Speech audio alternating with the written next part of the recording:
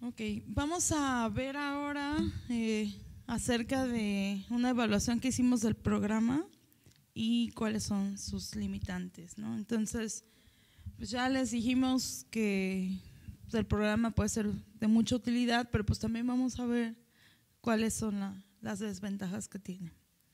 Para ello hicimos una prueba con datos de Parque Gandhi, que es un parque ubicado dentro de la primera sección del Bosque Chapultepec, y nuestra inquietud era ver cómo el modelo, ¿verdad?, ya adaptado a México, nos podría ser de utilidad para hacer estas estimaciones de servicios ecosistémicos. A lo mejor decimos, bueno, pues ya está estimando, pero ¿qué tan bien está estimando?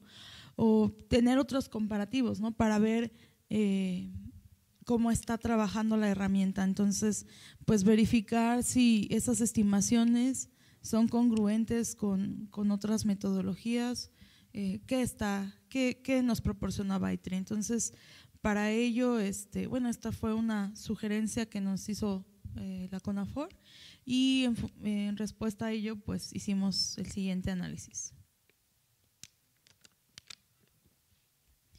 Entonces, el objetivo general fue evaluar el funcionamiento de la versión, ¿verdad?, de ITRI adaptada a México para caracterizar la estructura y la función del arbolado.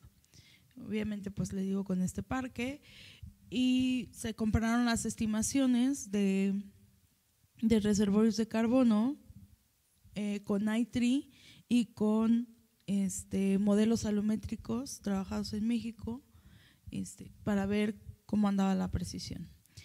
Y otro objetivo pues fue evaluar la herramienta de pronóstico, gracias a que contábamos con datos de inventario de 2 años, ¿no?, uno en 2013 y otro en 2018. Entonces podemos ver, a ver, con base en el inventario de 2013, ¿cuánto me dices que va a haber en 2018? Entonces ya tengo el inventario de 2018 y puedo ver qué tanto se aleja o se acerca de la realidad. Eso es lo que fueron nuestros objetivos para ver esos componentes. Y les decía, trabajamos con Parque Gandhi, tiene una superficie de 10.7 hectáreas. Ahí se realizó un censo en 2013 y posteriormente en 2018 pues también se volvió a hacer ese censo, pero este censo ya se hizo ya con todas las variables de medición que recomienda ITRI. Y debido a esto es que pues pudimos hacer un análisis de esta herramienta, ¿no? Les digo, contar con datos de inventario es bastante útil. Y bueno, aquí lo que hicimos fue, les digo, comparar los reservorios de carbono estimados con ITRI versus la estimación obtenida a través de ecuaciones salométricas, ya sea generadas en México o también con árboles urbanos. Se buscaron todos estos modelos. En el caso del Fresno, se hicieron comparaciones con datos de 7 árboles que fueron cosechados en la primera sección. Yo en mi trabajo de tesis trabajo en modelo de biomasa para Fresno, entonces dije, bueno, pues si ya tenemos esos datos, vamos a ver qué estima ITRI, ¿verdad?, para esos árboles, y ya tenemos cuál era la biomasa y el carbono real de esos árboles. Y también comparamos el pronóstico, ¿verdad? Les decía, tenemos datos de 2013, los analizamos, hicimos el pronóstico a 5 años para 2018 y comparamos esos resultados con los obtenidos a través del análisis del inventario de 2018. Bueno, ahí está dicho muy propiamente, pero yo ya se los resumí muy rápido. Y bueno, ¿qué obtuvimos?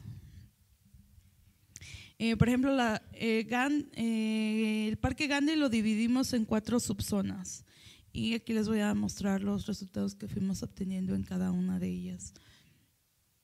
Por ejemplo, en reservorio de carbono, con I3 se estimaron 16.62 megagramos o toneladas, como lo quieran llamar, más que los estimados con ecuaciones alométricas. Aquí está el verde fuerte, son las estimaciones con I3 Eco, y el verde clarito son las estimaciones obtenidas con modelos alométricos, ecuaciones, ¿no?, de biomasa de carbono. Y si ustedes observan, en algunos casos la estimación de I3 es mayor, en otros casos es menor, varía de acuerdo a la especie. Sin embargo, las diferencias en realidad no son muy grandes. Y, por ejemplo, en este caso, las mayores diferencias las observamos en las estimaciones de Eucalyptus globulus y Fraxinus udei, ¿no?, comparando los reservorios. Para la subzona Candi2 fue una diferencia de 15.16 megagramos, lo cual implica el 4.16% sobre la estimación total. O sea, en realidad no es mucho. Igual las mayores diferencias en este caso se observaron en el ahuehuete, que es Taxodium macronatum, y en el trueno, que es Ligustrum lucidum. En la zona 3, la diferencia ahí sí fue más grande, fue de 131.77 megagramos. Obviamente esta zona era más grande y la diferencia fue del 18.98%. Igual otra vez observar más diferencias en trueno y en eucalipto. Y para la zona 4, la diferencia fue de 8.63%. Y nuevamente las diferencias mayores se observan en las especies de trueno y eucalipto. Y bueno, esto, ¿qué significa, no? De manera general, entonces ya la estimación total, con I3 se estimaron 173.13 megagramos más de carbono que las ecuaciones alométricas que se emplearon. Esto implica un 13.34% de diferencia. Que si nosotros vemos, ¿verdad? Obviamente hubo mayor diferencia, se van sumando estas diferencias y pues bueno, esta zona que era más grande, pues es la zona donde se observan pues mayores diferencias. Sin embargo, como dicen, ¿qué tanto es tantito, verdad? Vamos a ver qué se ha obtenido con otras personas. Y bueno, lo que se ha observado es que cuando tú ocupas modelos alométricos con bosques naturales, desarrollados con árboles creciendo en bosques naturales versus bosques urbanos, encuentras diferencias. Encuentras diferencias que se pueden ir desde el 20% hasta más del 100%, ¿no? Entonces, el modelo alométrico influye mucho, ¿no?, en esta… los árboles con los que generaste el modelo alométrico influyen mucho, ¿sí? ¿Por qué? Porque les digo, no es lo mismo el crecimiento de un árbol en una ciudad que en un bosque natural. Y también hay que tener cuidado también con qué ecuaciones empleamos. En este caso se trabajaron con en algunas especies se emplearon modelos alométricos generados en otras, generados con árboles urbanos, por ejemplo en Estados Unidos, ¿no? Pero que no eran de I3, o sea, otros agentes, pero que también ya se han generado.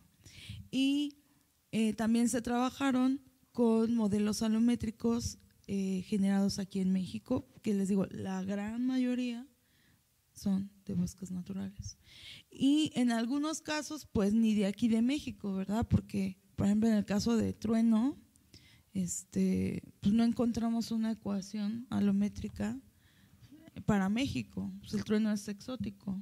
Entonces, lo más cerca que encontramos fue una ecuación alométrica desarrollada en Argentina, por ejemplo. Entonces, a lo mejor ahí decimos, bueno, ¿qué tan confiable sea? No lo sabemos, ¿no? Tendríamos que cosechar los árboles y comparar con la realidad.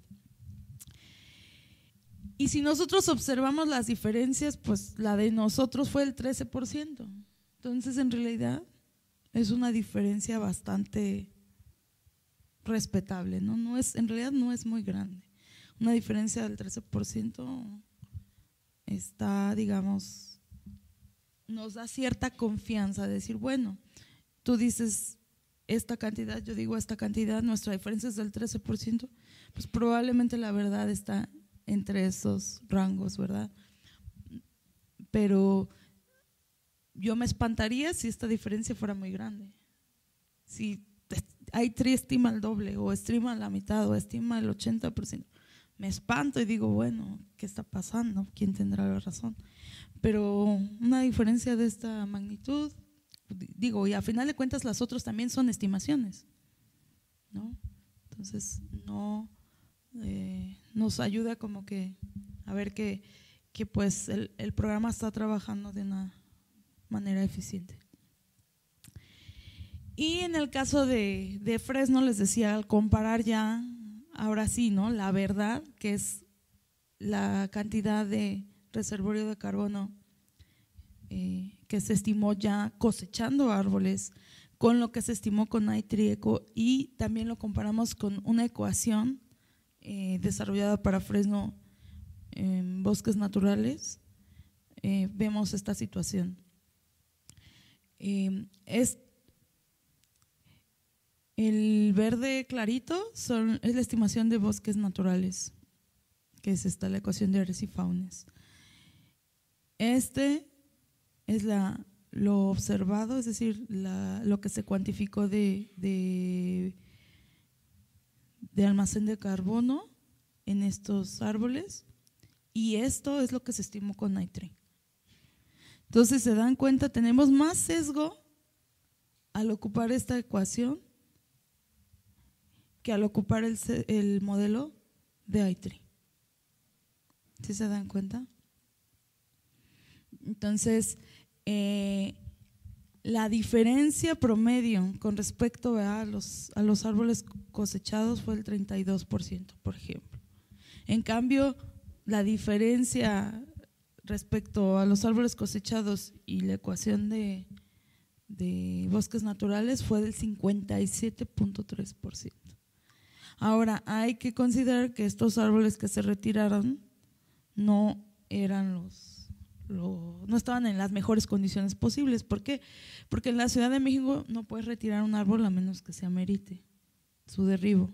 Entonces, en este caso, pues eran árboles que presentaban algún problema sanitario o algún problema en su estructura que se tenían que derribar, pero no estaban tan mal, ¿no? Entonces, se seleccionaron esos árboles porque era algo que se podía asemejar un poquito más a un árbol en buen estado.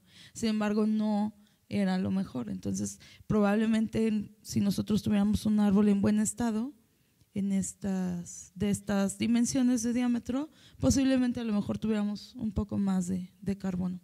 Pero les digo, es mejor la estimación que nos da I3 que la que obtenemos con un modelo alométrico, bueno, en este caso en Fresno, de bosques naturales. Entonces, es importante, ¿verdad?, también ir viendo cómo se van dando estas estimaciones, y pues también ver cómo se comportan los árboles, ¿verdad?, de manera diferente. Esta es la comparación de los pronósticos. Aquí les estoy mostrando, por ejemplo, la subzona Gandhi 1. Esa subzona tiene un área de 1.22 hectáreas y si se dan cuenta, estos son los datos del inventario de 2013 y el pronóstico a 5 años. Y esto es lo que se cuantificó ya con el inventario de 2018. Las diferencias, por ejemplo, en el área foliar andan alrededor del 16%, de 13% para la biomasa foliar. Del almacén de carbono, una diferencia del 8.8%, y así se va. La mayor diferencia se observó el 20.96% en monóxido de carbono, la estimación de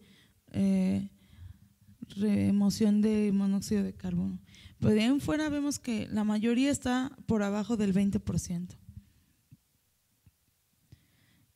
Entonces, les digo, si nosotros vemos, ¿verdad?, la diferencia promedio en las estimaciones de 2013 con respecto a las de 2018 fue de 16.55%. Entonces, pues no nos está diciendo cosas descabelladas, ¿verdad? No está diciendo que vas a tener el doble de carbono en 5 años, no. O sea, en realidad las diferencias son bastante pequeñas. Entonces, si yo hubiera hecho mi análisis con ITRI-ECO en el 2013, a lo mejor con todas las variables que implicaba, mi pronóstico para 2018 y hubiera dicho estas cifras, me hubiera equivocado ese % en mi estimación. Entonces vemos que pues está bastante bien. Y bueno, entonces de acuerdo con estos resultados que se obtuvieron, vemos que en realidad, por ejemplo, las diferencias en la estimación de reservorio de carbono con ITRI y con los modelos salométricos fueron pequeñas, las de los pronósticos también fueron pequeñas y bueno, ahorita se sigue incorporando información espacial, información también, por ejemplo, de población para mejorar el componente de pronósticos y también ir mejorando algunas de las algoritmos, ¿verdad?, que emplea el programa para México. Y pues también vemos que es importante desarrollar más investigación para poder también evaluar esta herramienta. Es decir, lo pude evaluar con reservorio de carbono, que bueno, prácticamente la captura va de la mano. Pero, ¿qué pasa con remoción de contaminantes? ¿Tenemos modelos para México? No. ¿Qué pasa con reducción de escorrentías? Es más, ni siquiera hemos estimado, por ejemplo, hecho trabajos, por ejemplo, de estimación de área foliar de las especies de aquí de México. O sea, falta muchísima información por desarrollar en México. Entonces, pues vemos que hasta para eso tenemos algunas limitantes. Y pues es necesario, ¿verdad?, que empecemos a adentrarnos un poco más en estos aspectos. Como que siento que el bosque urbano como que se le hizo mucho tiempo a un lado, ¿no? No es importante. Y también tenemos que ver, empezar a considerar que necesitamos hacer más, ¿no? Podemos hacer más. Y bueno, entonces vamos a hablar ahorita de las limitantes que hay y qué podemos hacer. Algo importante, ¿verdad? Ya hablamos de las ventajas, pero ahorita vamos a ver cuáles son algunos de los problemas a los que nos podemos enfrentar al usar la herramienta. Entonces, en cuanto a los espaciales, pues es que la herramienta no modela relaciones espaciales. Por ejemplo, aunque ocupa los datos más cercanos de contaminación atmosférica o igual de clima, puede ser que haya una variación microclimática o en ciertas, no es el mismo comportamiento, digamos, en todo ese espacio. Entonces, la herramienta aplica todo igual, ¿no? No hace esa distinción, pero bueno, eso ya nos implicaría algo mucho más complejo, ¿verdad? Entonces, las situaciones se aplican de manera uniforme en el modelo, no considera esa pequeña variación que pudiera haber. Otra de las desventajas es que para obtener más precisión requiero hacer más mediciones.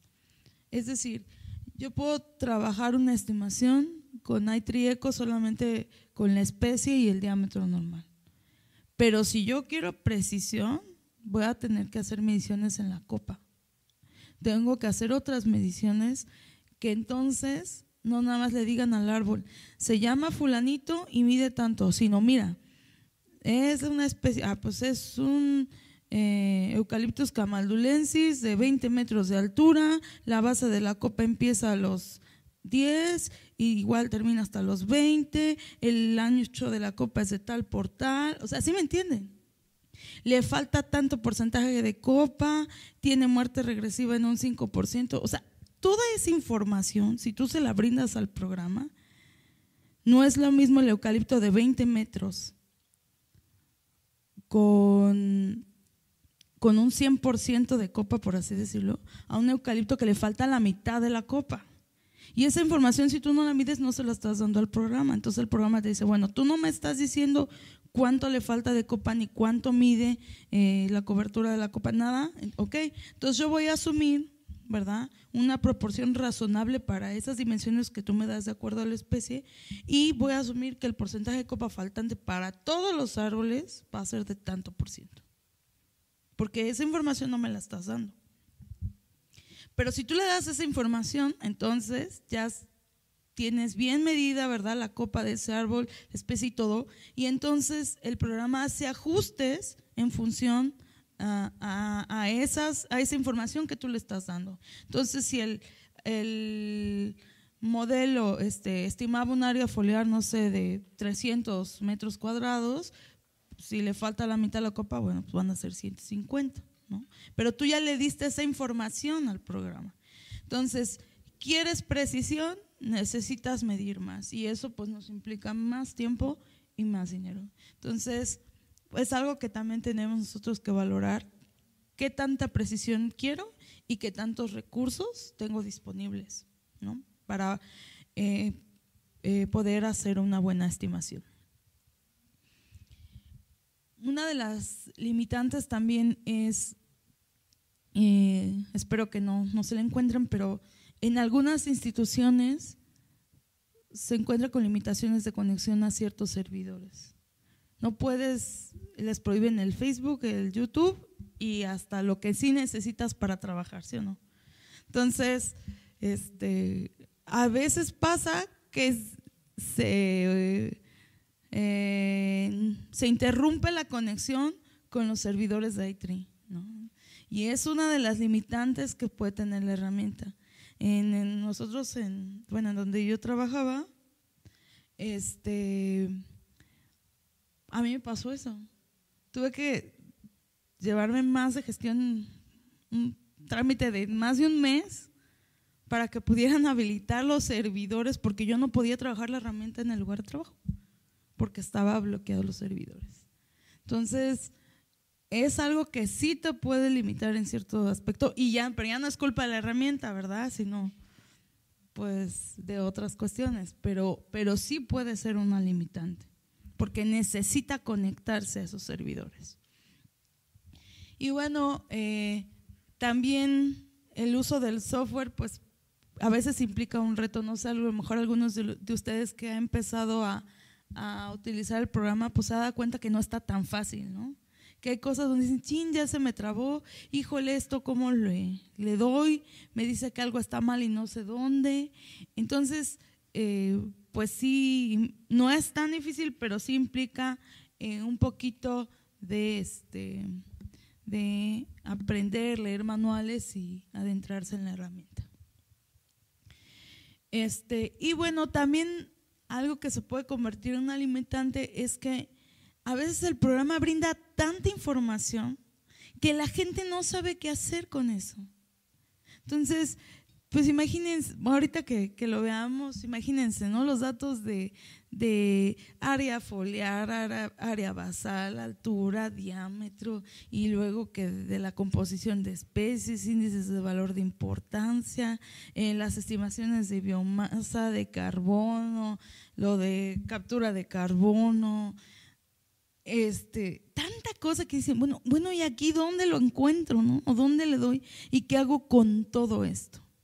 Entonces, a veces eso puede, si una persona se está apenas adentrando, ¿verdad?, en la evaluación de bosques urbanos, pues puede resultarle abrumador decir, ay no, yo ya no sé qué significa todo esto y no sé ni por dónde empezar.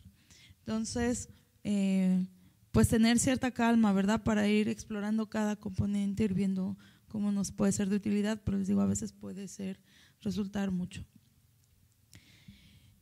Y bueno, otras de las limitantes, yo ya les mencionaba, no están incluidas todas las ciudades de México. O sea, era imposible incluir la información de todo, ¿verdad? Y les digo, como solamente se trabajó en las principales ciudades, bueno, pues no van a estar disponibles ni todos los municipios ni todas las localidades del país. Entonces, ¿qué se recomienda hacer?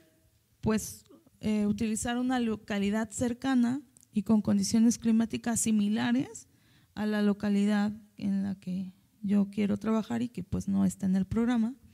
Y u otra opción es agregar datos les decía, de clima, de contaminantes a través de la aplicación de i3 Database.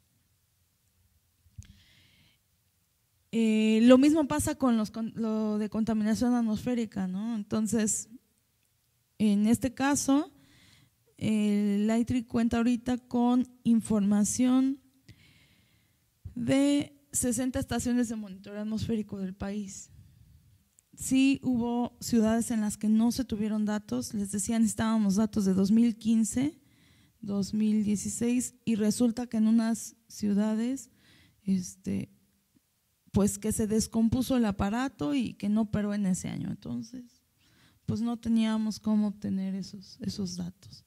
Entonces, o incluso si ustedes ven el Sistema Nacional de Información sobre Calidad del Aire, van a ver que algunas estaciones son de reciente operación. Me parece, por ejemplo, en Tlaxcala apenas empezó a operar en 2016, 2017 la estación, en San Luis Potosí también. O sea, luego no es que no quieras que, no es que no las hayas procesado los datos, es que no hay datos. O muchas veces la calidad de los datos es muy mala, ¿no? O les digo, falta mucha información. Por ejemplo, ahorita estamos apoyando un proyecto, asesorando al IPCO en Colima y ellos decían, no, pues queremos incluir los datos de contaminación atmosférica de acá de la estación. Y dije, bueno, estado de 2015, ok. No, pues que ya los consiguieron con tal porque los aparatos unos no servían y no sé qué, pero ya los consiguieron y bueno, ok. Cuando reviso los datos, no hombre, pues nada más se van a poder trabajar datos de 2 contaminantes, quizá 3, porque hay demasiados datos faltantes. O sea, si tienen datos, no sé, de febrero a junio y luego de ahí otro huecote, y no sé, de julio a septiembre y ya. ¿Y dónde quedó enero? ¿Dónde quedó la mitad de febrero? ¿Dónde quedó después de septiembre? Entonces es algo que complica mucho. Si ustedes quieren trabajar o incorporar más información, lo primero que van a tener que hacer es revisar esas bases de datos y ver si es factible incorporarlas al programa.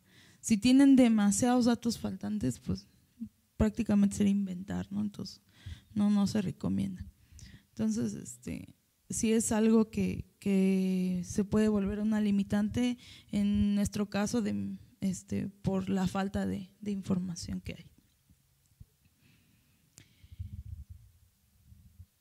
Y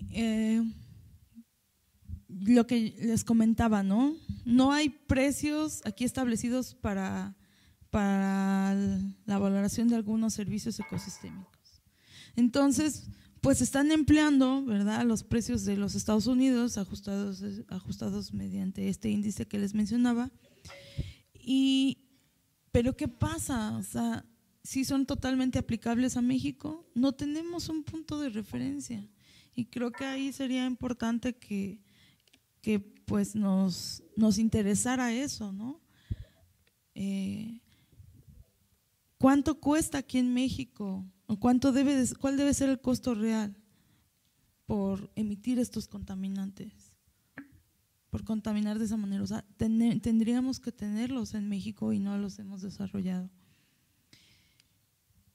Y bueno, pues les decía, podemos proporcionar algunos valores que consideremos que estén más adecuados, pero no en todos, ¿no? En la cuestión de contaminantes no podemos modificar esos valores. Sin embargo, bueno, sí podemos tener la cuantificación pues a lo mejor si tú dices, no, mira, fíjate que en tal instituto ya han estado trabajando o tal dependencia y ya establecieron estos parámetros, bueno, pues a lo mejor te puedes poner en contacto con la gente de DIV y sugerirles esos precios, o tú a lo mejor, pues si ya tienes la cantidad, ¿verdad?, de la remoción, pues ya tú los conviertes, ¿verdad?, con el precio que tú quieras. Pero sí es una limitante aún así.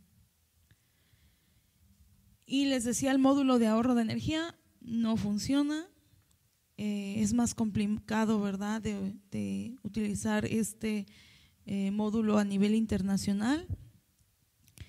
Y pues necesitaríamos, por ejemplo, información sobre los tipos de construcciones, datos de clima más precisos y, o sea, los modelos están desarrollados prácticamente para las condiciones de Estados Unidos y entonces, aunque tengamos datos de consumos de energía, bueno, costos de energía y eso, sí se complica más aplicar este modelo. Y algo también en lo que se debe de tener cuidado es una variable que la llaman valor estructural. ¿Alguien ha trabajado con métodos de valoración de árboles? ¿Sí? Ok. Si se dan cuenta, hay varios métodos de valoración. Por ejemplo, está el método Granada, está el CTLA, que es muy utilizado en Estados Unidos. Y digamos, ¿a qué se refiere este término? Se refiere al valor del árbol propiamente. Es decir, una cosa es lo que el árbol genera y otra cosa es lo que vale el árbol, ¿sí? Si hacemos una analogía, una cosa es el valor del taxi y otra cosa es las ganancias que yo obtengo trabajando al taxi, ¿sí? El carro por sí solo tiene un valor, ¿están de acuerdo? Te costó algo, tiene un valor.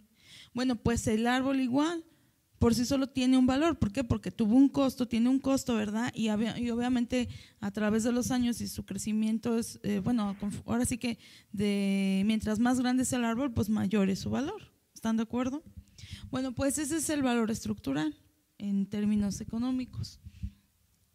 Entonces, este valor está calculado, ¿verdad?, mediante el método CTLA, que considera, por ejemplo, el diámetro del tronco, la especie, para poder hacer una estimación del precio. Sin embargo, ocupa unos valores base que hacen referencia al valor de un árbol de esa especie en Estados Unidos. Y ahí está el detalle.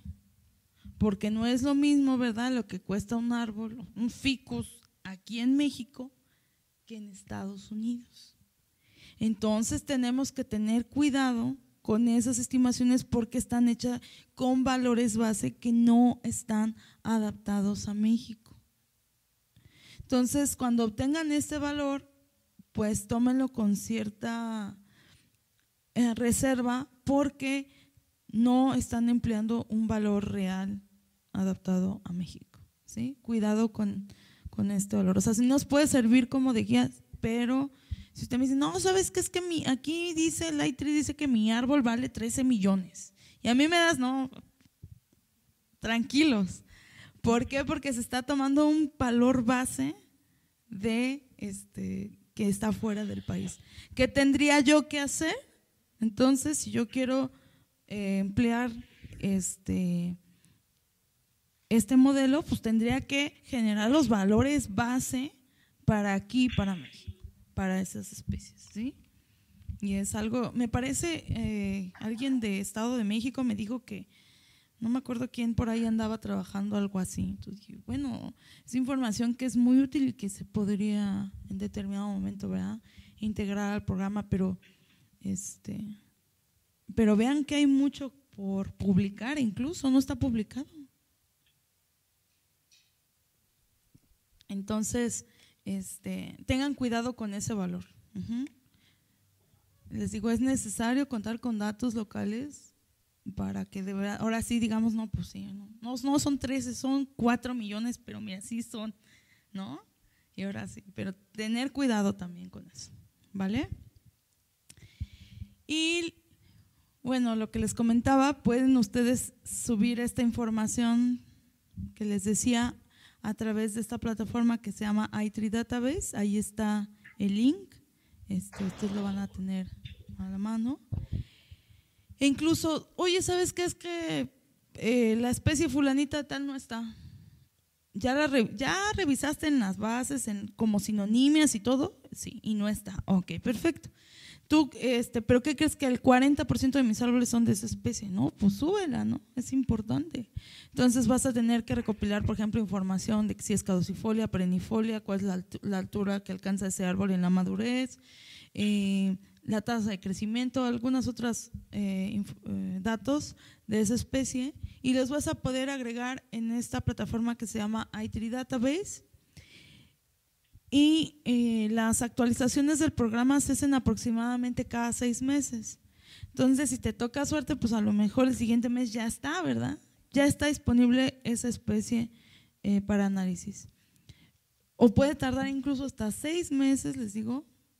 Te tocó, ni modo, habían hecho la actualización cuando tú subiste esa información, pues bueno, vas a tener que esperar esos 6 meses, ¿verdad? Para que en la siguiente actualización ellos, el personal de Davy, pues lo incorpore. Pero entonces ten en cuenta que no van a estar disponibles inmediatamente, pero sí van a estar disponibles al menos después de 6 meses, y tú vas a poder utilizar, volver a hacer tu análisis ahora con esos datos, ¿no? Entonces, pues esas son las limitaciones de la herramienta. Yo creo que algo importante es, tenemos que conocer los puntos fuertes y los puntos débiles, para que entonces nosotros sepamos cómo hacer un mejor uso del i3 y cómo podemos subsanar esas limitaciones, ¿no? Eso es algo bien importante. Ok, ¿alguna duda, alguna pregunta hasta aquí?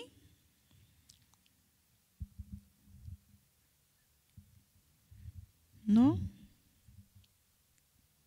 ¿Todo muy claro? ¿Qué opinan acerca de las limitantes o acerca de la evaluación que hicimos del i3?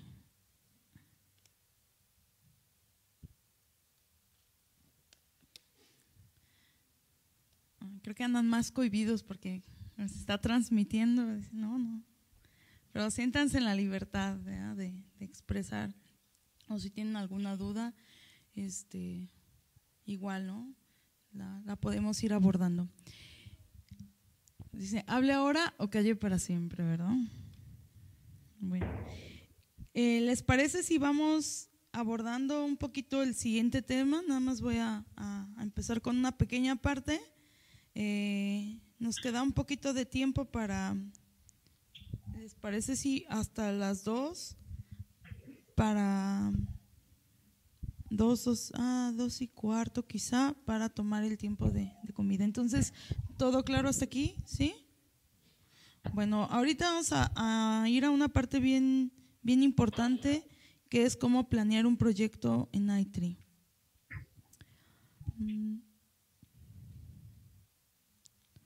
Déjenme abrir.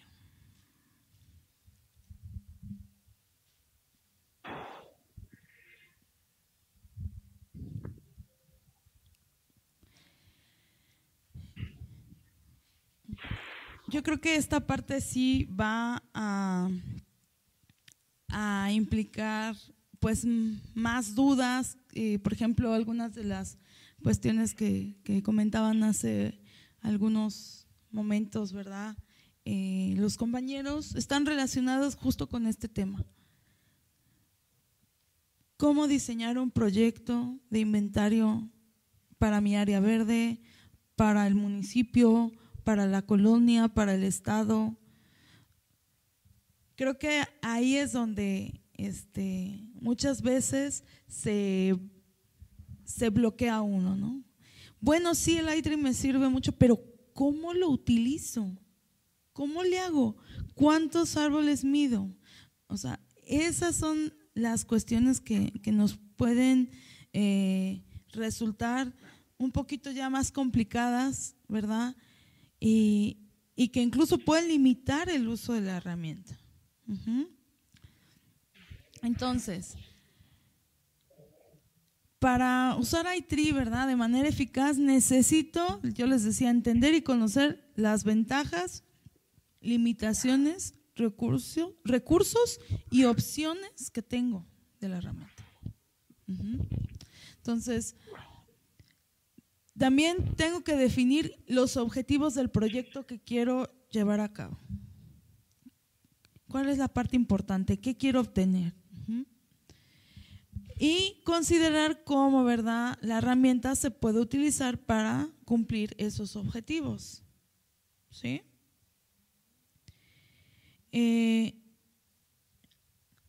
Luego viene también, tenemos que hacer una evaluación de los recursos con los que contamos, tanto tiempo como presupuesto, como recursos humanos, asistencia técnica, todo esto para planificar, ¿verdad?, nuestro proyecto, ver cómo lo vamos a llevar a cabo. Y algo bien importante, es importante que tomemos muestras piloto para poder hacer un mejor análisis, sobre todo a gran escala. Entonces, tengo que tomar una muestra pequeña, ¿verdad? Y en función de eso, ver cómo se está comportando para yo entonces, esa pequeña información que me puede brindar, esos datos me pueden ser de utilidad para planificar algo ya a nivel mayor, ¿verdad? Entonces, oye, ¿sabes qué? Estoy viendo que la varianza está muy grande en esto. Oye, mira, estoy viendo que tal cosa. Mira, tenemos esta limitación. Ya lo vimos a pequeña escala. Bueno, ¿cómo lo resolvemos? Y cómo entonces mejoramos nuestra planificación ya para implementarlo a una escala mayor. Entonces, para desarrollar un proyecto en iTree necesitamos planearlo, desarrollar ese protocolo, llevar a cabo ya el registro de los datos, que es el inventario propiamente, procesar esa información en iTree y finalmente pues obtener esos resultados y reportes para su análisis. Entonces, prácticamente eso es todo lo que necesitamos hacer de manera general, ¿verdad? Es lo que necesitamos hacer para desarrollar un proyecto en iTree. Entonces, ahorita vamos a ver la cuestión de planeación del proyecto. Por ejemplo,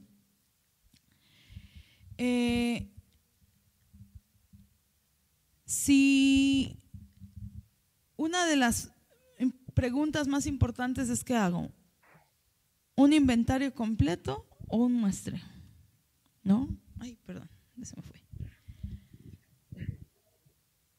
Entonces, creo que es una de las preguntas que más nos surge a todos, ¿no?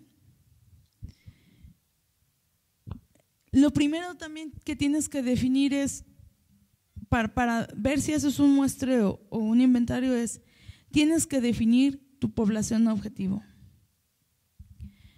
¿Qué vas a inventariar o qué quieres analizar? ¿Un parque? ¿El arbolado de toda una colonia? ¿El arbolado de alineación de una ciudad? ¿Las áreas verdes de toda la ciudad? O sea, definir qué vas a evaluar, ¿verdad? Y entonces, ya una vez que yo tengo definida mi población, porque luego muchas veces es, no, yo quiero hacer un estudio del arbolado y todo, pero ¿cuál? ¿Qué? ¿Hasta dónde? ¿No? Tenemos que delimitar bien nuestra población objetivo para entonces en función de eso ver, ok, ¿cuentas con información de esa población, de ese arbolado? No, pues sí o no. Ok, ¿qué tanta información, con qué información cuentas, verdad? ¿Tienes los recursos disponibles para hacer un inventario completo o no? ¿Cuánto te va a llevar en tiempo, en recursos? Y en función de eso tú vas a ver si aplicas un censo o aplicas un muestreo. Ujú. Si tú dices, no, sabes que no tengo suficientes recursos, yo creo que voy a aplicar un muestreo. Ok. Entonces la siguiente pregunta es, ¿vas a estratificar tu muestra o no? Y ahorita vamos a ver, yo creo que muchos de ustedes ya tienen claros estos conceptos de estratificación, ¿verdad? Pero los vamos a abordar.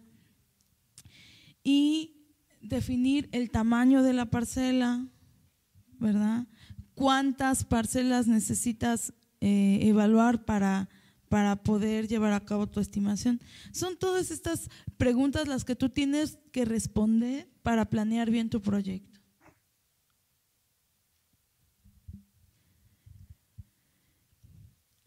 Y bueno, ahorita vamos a ver algunas de las recomendaciones o bueno, ventajas, digamos, de estos dos diseños de muestreo. iTree trabaja con estos dos, ¿verdad? Un muestreo aleatorio con parcelas o un inventario completo o censo, como lo quieran llamar. Bueno, se recomienda llevar a cabo un muestreo cuando estamos hablando a escala de una ciudad o mayor. Imagínense inventariar el arbolado de toda una ciudad, hacer un inventario completo es bastante costoso, ¿no?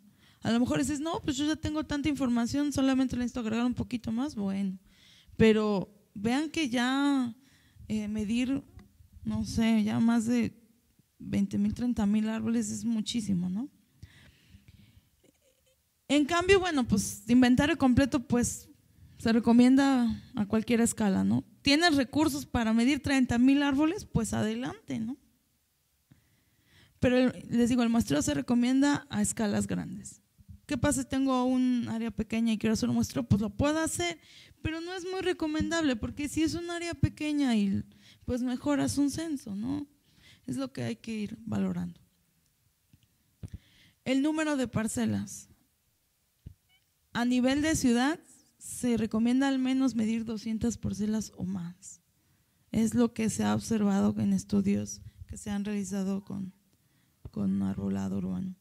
Y bueno, en el inventario completo pues no aplica porque ahí se mide todo, ¿no? ¿Cuándo se recomienda un muestreo? Cuando implica medir, por ejemplo, más de 500 árboles, ¿no? Y les digo, inventario completo, pues, puedes medir los que tú quieras. Acceso. A veces pasa, ¿verdad?, que al diseñar nuestra muestra, como son puntos aleatorios, a veces pasa que caen en zonas inaccesibles. ¿Sí o no? ¿No les ha pasado eso? Creo que a todos, ¿verdad? Entonces, a veces es necesario pedir permisos para accesar a ciertas áreas, implica algo. En cambio, en el inventario completo, como a veces definimos un poquito mejor, ¿verdad? Decimos, no, pues hasta aquí se va a medir y punto. La precisión, obviamente pues el muestreo es menos preciso porque hay un error asociado al muestreo. Sin embargo, pues en el inventario completo pues prácticamente el error es solamente el de medición, ya no el de muestreo, ¿verdad? Entonces prácticamente sin error de muestreo pues todo se mide.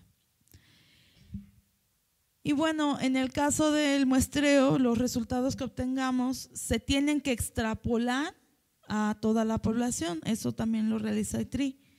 Pero tenemos que tener en cuenta eso. O sea, una es mi estimación de mi muestra, es decir, lo que yo tengo en mi muestra, y otra es lo que yo estimo para toda la población, ¿sí? En cambio, en el inventario completo, pues no hay nada de estimaciones, solamente pues es lo que se calculó para todos esos árboles, ¿no? Ahí no hay ese tipo de error. Y bueno, ¿qué consideraciones debemos de tener al aplicar un muestreo? Un muestreo es difícil de aplicar, sobre todo cuando se cuenta con áreas muy densas o por ejemplo en bosques naturales. A veces nos vamos a encontrar estas condiciones y créanme que ahí es a veces muy complicado llevar a cabo un muestreo. También tenemos que considerar el traslado de una parcela a otra. ¿Por qué? Porque muchas veces dices, no, pues ¿cuántos árboles estima que tienes aquí? No sé, en la colina. No, pues yo creo que hay unos 20,000 árboles. Ok. Y del muestreo, no, pues vamos a medir menos. Ok. Entonces, ¿cuántos inventarías por día? No, pues inventaría unos 80, 100 árboles por día. Ok. Entonces, de muestreo de parcelas, no, pues entran como unos 15 árboles. Entonces te haces como 15 o 20. No, pues te haces 5 parcelas en un día. No, pues lo equivalente al trabajo de un día en inventario. No es cierto. ¿Por qué? Porque te tienes que mover de un lado a otro. Y eso me implica tiempo y dinero. Entonces, no vamos a poder inventariar la misma cantidad de árboles en un inventario que hacemos en un inventario completo a cuando trabajamos con parcelas. Eso, ojo, se va mucho. No, pues es que yo dije que terminaba en 2 meses. No es cierto. No, lleva más tiempo, ¿sí? Sí vas a medir menos árboles, pero implica tiempos de traslado. Entonces, ahí hay que considerar eso. Y bueno, lo que les decía a veces hay que solicitar permisos. Fíjense que algo que creo que aquí todavía no hemos llegado es que, por ejemplo, nosotros estamos acostumbrados a evaluar los árboles siempre en espacios públicos, ¿no? Es lo que le compete al municipio, es lo que le compete de cierta manera, ¿verdad?, a las dependencias. Pero el árbol que está en la casa de alguien, o sea, en propiedad privada, ya no se considera. ¿Están de acuerdo? Sin embargo, en Estados Unidos sí hacen estudios de ese tipo. Ellos consideran tanto los árboles que están en espacios públicos como los árboles que están en propiedad privada. Y nosotros todavía no acabamos con los del espacio público, ¿verdad? ¿Sí se dan cuenta? Por eso están esas recomendaciones o esas consideraciones que en este caso para México no aplican tanto. ¿Por qué? Porque a lo mejor sí vas a tener que pedir acceso a un espacio restringido, pero generalmente son espacios públicos. No nos hemos metido a analizar el arbolado que está ubicado dentro de casas. A lo mejor dirán, no, es que aquí en la ciudad de Guadalajara casi nadie tiene árboles en su casa, ¿no? A lo mejor. Pero en otras ciudades, no sé, por ejemplo Mérida, yo he visto que muchas casas, ¿verdad?, tienen árboles en su interior. Entonces, les digo, es también cuestión de nosotros ver, ¿me voy a centrar al espacio público o voy a considerar todo? ¿Sí? Y bueno, también es necesario contar con un buen coordinador de proyecto y con brigadistas capacitados, porque ¿qué pasa si no miden bien? Imagínate lo que es volver a buscar el punto, ¿verdad?, para regresar a la parcela, volver a tomar esas mediciones. Implica costos, implica tiempo, ¿sí? Entonces es importante que todas esas personas las tengas bien capacitadas para que vayan una vez y nada más, ¿no? O a lo mejor 2, bueno, ok, pero ya 3 o 4, oye, pues nunca vas a acabar. Entonces es algo que se tiene que considerar. Ahora, dentro de los diseños de muestreo se consideran 2 tipos. Uno es el muestreo aleatorio simple y otro es el muestreo aleatorio estratificado, ¿sí? Aunque el aleatorio simple, si tú ves que hay diferencias en ciertas zonas o ciertos parques, no sé cómo vayas analizando tu información, tú puedes estratificar después. Dices, no, ¿sabes qué? Es que no, yo estoy observando, mira, en la zona norte hay esto, en la zona sur hay esto, entonces voy a estratificar por zonas, ¿no? Entonces a eso ya le llaman un muestreo ya post-estratificado. Ahora aquí hay que considerar algo. Para poder hacer un diseño de muestreo necesitamos tener algunas definiciones claras. ¿Qué es una población? ¿Qué es un marco de muestreo? ¿Qué es una unidad de muestreo? ¿Y qué es un elemento de muestreo? Si nosotros no tenemos claro esto, nos vamos a hacer pelotas, nos vamos a revolver y no vamos a poder diseñar bien nuestro inventario. Ahora, ¿qué es la población?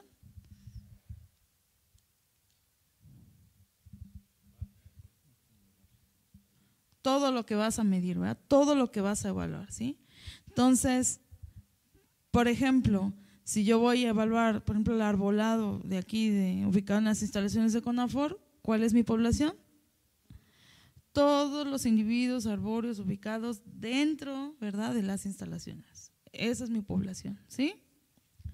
Luego, marco de muestreo. Pueden ser de dos tipos, generalmente. Unos son listados y otros son marcos tipo área. Por ejemplo, si yo tengo un inventario de todos los árboles ubicados aquí en las instalaciones de CONAFOR, entonces tengo una lista, voy a recopilar una lista de cada uno de esos individuos, ¿sí o no? Entonces, esa lista, ¿verdad?, de todos los árboles es mi marco de muestreo. Pero ¿qué pasa si yo no tengo, yo no sé cuántos árboles hay? Puedo delimitar entonces, puedo utilizar un marco de muestreo tipo área, es decir, voy a delimitar las instalaciones de CONAFOR, voy a estimar el área, ¿verdad?, de esas áreas verdes. A lo mejor voy a decir, pues sabes que elimina los edificios para ser más precisos y dejamos solamente las áreas verdes, y entonces ahora sí tengo mi marco de muestreo tipo área. ¿Por qué? Porque ya tengo una superficie, ¿verdad?, que prácticamente delimita mi población, ¿sí? Entonces, tengo todos, digamos, el marco de muestreo nos va a brindar la opción de cómo vas a poder seleccionar tu muestra. Voy a poder seleccionar a lo mejor árboles si tengo un listado, ¿verdad? Porque ya tengo una lista y selecciono al azar, perfecto.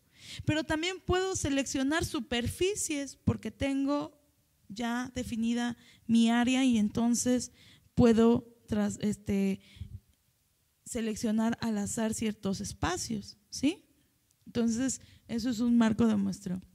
El conjunto, ¿verdad?, de ya sea en listado o como en un mapa, de todos los elementos de mi población.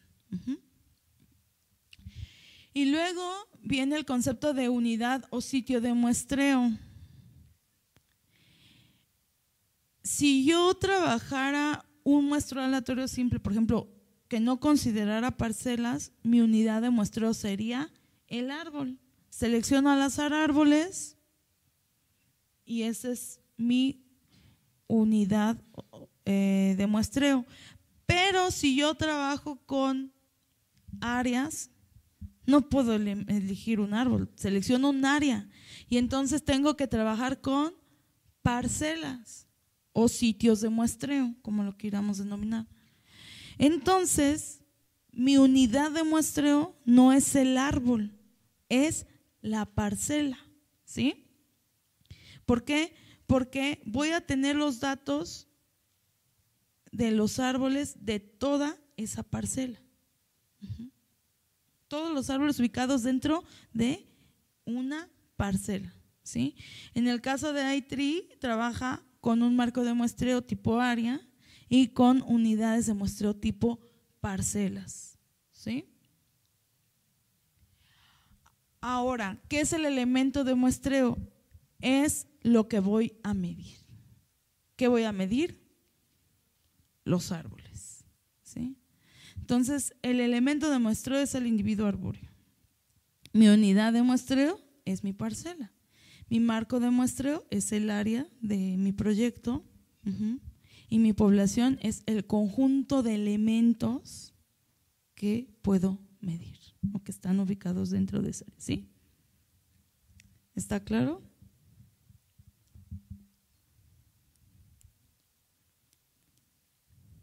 Okay. Ahora, ¿cuándo trabajar un muestreo estratificado? La estratificación significa dividir la población en categorías más pequeñas, porque yo creo que puede haber diferencias, ¿verdad?, entre esas categorías. Es decir, puedo realizar categorías por uso de suelo, por demarcaciones políticas, por zonas, no, les decía, en la ciudad, algunas otras cuestiones, ¿verdad?, que me sirvan que yo crea que pueden ser de utilidad o que pueden tener alguna influencia en mis resultados. Por ejemplo, ¿qué pasa si yo en esta ciudad, no sé, tengo en la zona norte tengo un clima y en la zona sur tengo otro, por ejemplo? Pues a lo mejor no va a ser lo mismo el desarrollo de los árboles en la norte que en la sur, ¿verdad? Entonces, a lo mejor sería conveniente estratificar. ¿O qué pasa, por ejemplo, si lo quiero asociar a cuestiones sociales, ¿no? Y fíjate que en esta zona el índice de tal cosa es fulanito y en esta es muy diferente y yo creo que en todos los árboles no sé qué y por eso quiero estratificar. Muy válido. A lo mejor sí tiene efecto, ¿no? Entonces, les digo, la estratificación se trata de dividir la población, porque creo que mi población puede ser diferente en ciertos aspectos. Por ejemplo, ¿qué pasa si, no sé, hacemos una evaluación, por ejemplo, de cuánto, no sé, cuánta puede cargar en pesas una persona, ¿no? Pero no sé, por así decirlo. Y no, pues a ver, aquí analizamos, tomamos al azar una muestra y yo digo que acá sí se van diario al gym y no, hombre, cargan muchísimo, ¿no? Pero ¿qué pasa si yo no divido la población entre hombres y mujeres? Voy a sacar un promedio y bueno, promedio fueron 20 kilos o no sé, aquí está la cantidad, o 40 kilos, no sé. Pero ¿qué pasa, verdad? Si yo divido esta población entre hombres y mujeres, pues muy probablemente la media de los hombres anda más arriba que la media de las mujeres, ¿están de acuerdo? Y entonces el hecho de estratificar me da una información más precisa de mi población. No es lo mismo el promedio de todos que el promedio, ¿verdad?, de hombres y de mujeres. ¿Por qué? Pues porque generalmente pues nosotros cargamos menos, ¿verdad? Entonces, eso es un factor, por ejemplo, en este caso el factor del género puede ser algo que puede influir, ¿verdad?, en que haya diferencias. Y entonces, si yo lo considero, ya divido mi población en dos, ya estratifiqué, ¿sí?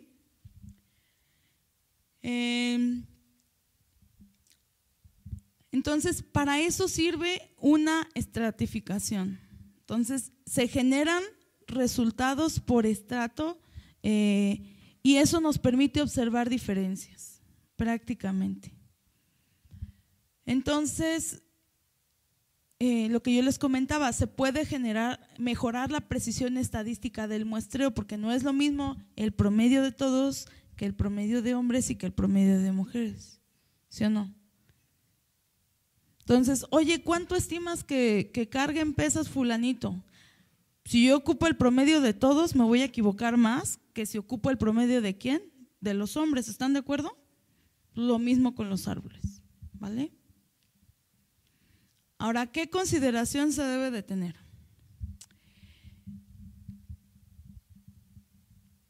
Al menos medir 20 parcelas por estrato.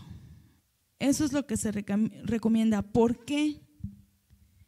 Porque ustedes saben que por cuestiones estadísticas, si tenemos pocos elementos, ¿qué pasa con los supuestos de normalidad? No se cumplen, ¿sí o no? Entonces, se recomienda al menos 20 parcelas por estrato. Nos va a implicar también un manejo de sistemas de información geográfica. ¿Para qué? Pues para seleccionar al azar esas parcelas. Primero vamos a tener que delimitar nuestra área y luego pues aplicar ahí, ¿verdad? Con el QGIS, el ARGIS, estas herramientas que tienen para seleccionar parcelas al azar y bueno, nos va a implicar un manejo, ¿verdad? Puede tener una baja precisión dentro del estrato. ¿Por qué? Porque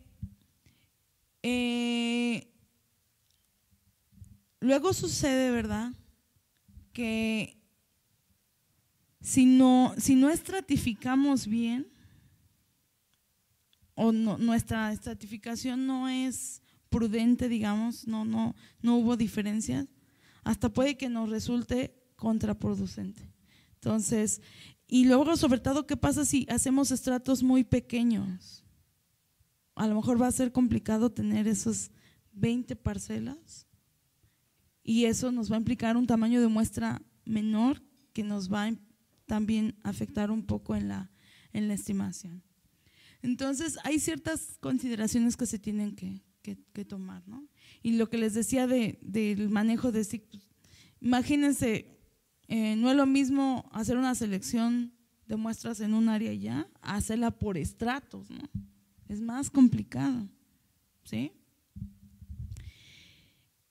Y bueno, se recomienda trabajar entre 5 y 10 estratos, no más, porque ya se vuelve un análisis ya bastante complicado, ¿no? Más difícil de manejar. Entonces, eso es lo que debemos de considerar.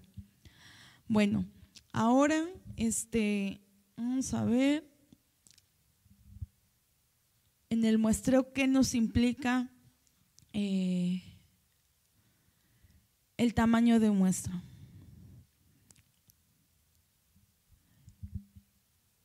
Si ustedes ven esta gráfica, es el número de parcelas muestradas contra el error estándar en la estimación. Esta es una gráfica que viene en el manual de i3 y si ustedes se dan cuenta, cuando se miden más de, es que no se alcanza a apreciar ahí, pero más de 200 parcelas, el error ya bajó considerablemente, ¿sí? Ya anda por alrededor del 12%, más o menos. Entonces, si nosotros trabajamos a una escala de ciudad, ¿verdad? Ay, miren, aquí lo tengo escrito y lo estoy buscando, qué bárbaro. Entonces, vean que si medimos, no sé, 220, ¿no? Andamos por un error del 10. ¿Y qué pasa? Si mides 400 o 500, pues nada más redujiste 2% tu error. Entonces, ¿qué implica medir el doble de parcelas? Mucho. ¿Cuánto vas a ganar en mejorar tu error? No tanto. Es lo que también hay que considerar. Ahora, ¿qué pasa si yo me quedo por acá? No, pues súbele, ¿verdad? El número, porque tu error está más grande.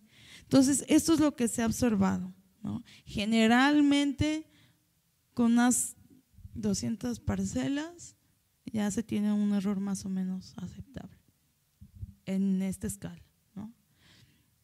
Ahora,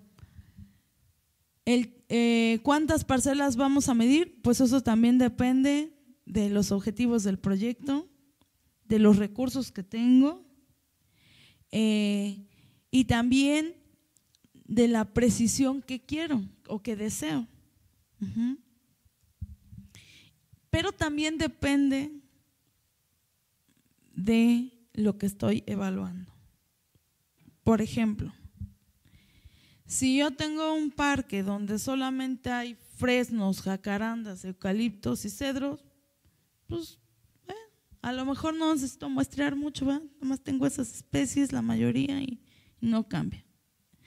Pero ¿qué pasa si yo tengo un parque donde tengo muchísimas especies? Y es más, tengo muchas palmeras. Pues ¿qué comparas, verdad? Los servicios que te va a dar una palmera con los de un fresnote. No se equipara. Entonces, ahí voy a tener que muestrear más. ¿Por qué? Porque la varianza de mis datos va a ser más grande en este parque donde tengo mayor variabilidad de especies, de tamaños y todo, a un parque donde tengo árboles con condiciones más similares. Entonces no nada más depende de cuánto quiero evaluar, sino qué voy a medir, qué voy a evaluar, cómo son las condiciones de ese parque, ¿sí se dan cuenta? Entonces, todo esto se tiene que considerar. Entonces tenemos una ecuación general, independientemente del diseño de muestreo que se ocupe, pero esta es como una ecuación general de lo que se considera para estimar un tamaño de muestra óptimo.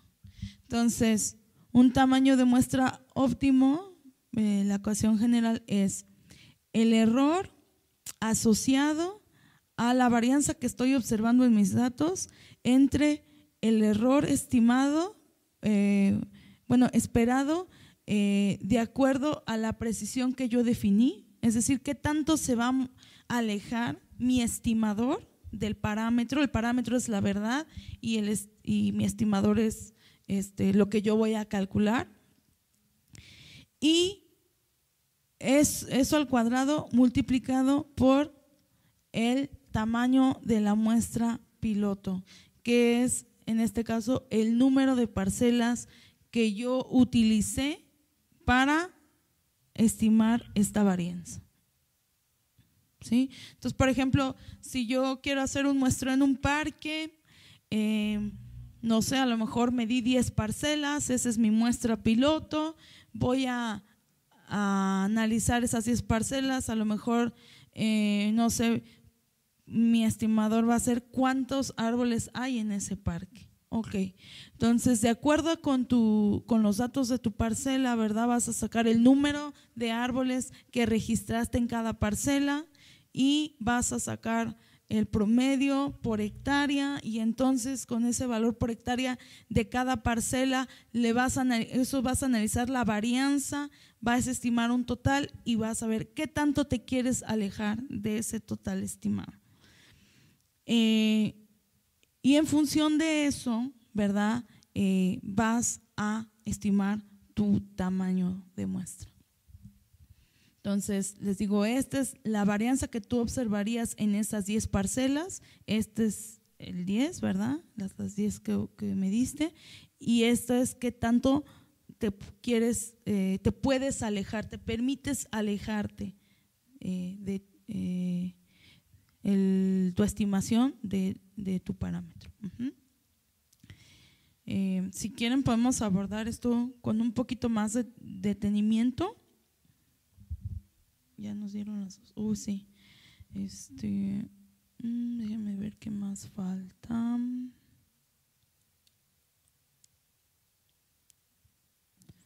Y bueno, vamos a ver por último esta parte. ¿Alguna duda hasta aquí sobre los muestreos? Si quieren, podemos abordar un poquito con más detalle esto. Y bueno, ver algo importantísimo es que la selección de las parcelas tiene que ser al azar. Si nosotros le quitamos el azar, no vamos a poder estimar con qué error tiene nuestra estimación. no, es que este es el experto y mira que no, o sea, no se vale. Sí hay muestreos de ese tipo, pero nunca vas a saber cuál es el error de tu estimación, ¿verdad? Entonces la muestra tiene que ser al azar, la selección de la muestra. Y veamos que hay varios métodos, ¿verdad?, para seleccionar la muestra. Uno es el sistemático con inicio al azar. Una de las preguntas era, oye, ¿cómo le hago, no? ¿Qué pasa si yo diseñé un inventario así y ahora cómo lo trabajo en iTree? Porque iTree solamente trabaja aleatorio, simple o estratificado, ¿no? Aleatorio, simple o estratificado. Entonces, ¿qué hago cuando tengo un datos de muestreo así? Por ejemplo, nosotros podemos ingresar estos datos y estimar, ¿verdad? Bueno, yo lo que he realizado es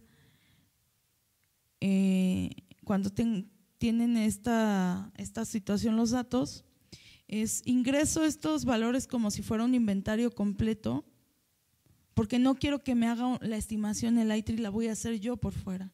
La estimación del total, digamos, de toda la población. ¿Por qué? Porque iTree no maneja un modelo, ¿verdad?, un diseño de muestreo sistemático. Entonces lo que yo hago es ingresar estos valores, ¿verdad?, como si fueran un inventario completo, sumo las áreas de todas estas parcelas y esa es mi área estimada. Y con estos valores los exporto. Y entonces ya tengo, por ejemplo, el área foliar, la cantidad de servicios. Y entonces ahora sí, bajo un diseño de muestreo sistemático, como ya tengo esos valores calculados para cada árbol, ahora sí hago mi estimación a toda la población. Pero no con iTree, no adentro, sino ya afuera, ya con las fórmulas que corresponden a ese diseño de muestreo, ¿sí? Porque con iTree, si yo lo meto como parcelas, me va a asumir que es me va a preguntar si es un aleatorio simple o un estratificado. No voy a tener como tal este diseño, ¿sí? Ojo, si nosotros si nosotros nos ponemos a analizar un poquito más los diseños de muestreo, no recuerdo muy bien ahorita, si quieren lo reviso con más calma, pero hay una manera de evaluar si este diseño de muestreo sistemático al azar se comporta como un aleatorio simple. Es decir, cuando tienes tales varianzas, tus resultados tales, haces algunas pruebas y de acuerdo a esas pruebas estadísticas, tú determinas que entonces tu muestreo sistemático se está comportando como un aleatorio simple, ¿sí o no? Entonces tú podrías hacer esa prueba y si tu muestreo sistemático tiene un comportamiento similar a un aleatorio simple por los datos los resultados que estás obteniendo, entonces tú lo podrías analizar entonces como un aleatorio simple. Si no, entonces, como te comentaba, ¿sí? Pero también lo puedes hacer si quieres, si ustedes gustan, lo puedo revisar más al rato y les puedo decir cómo se llama ese análisis para que ustedes están interesados lo puedan realizar. Entonces, les digo, iTree considera estos dos diseños y tendríamos que evaluar que fuera semejante a para que de verdad lo podamos analizar así. Entonces, ¿alguna duda, alguna pregunta? ¿No? Ok. Pues les parece si hacemos ahorita aquí la pausa ya para la comida y vamos a regresar. De verdad este tema es bastante abundante, entonces vamos a regresar para seguir viendo estas opciones de proyecto. Si ustedes gustan podemos ver un poquito con más profundidad la cuestión de la estimación de muestras para que ustedes vean algunos ejemplos, porque les digo, es la parte donde nadie dice nada, pero cuando lo hacen es donde todos dicen, ¿qué? ¿Cómo? A ver la fórmula. No, es que, ¿sí me entienden? Es la parte a veces complicada. Pero lo podemos ir viendo y también vamos a ir, les digo, implica muchas cosas. Todo esto es planeación del proyecto, ¿no?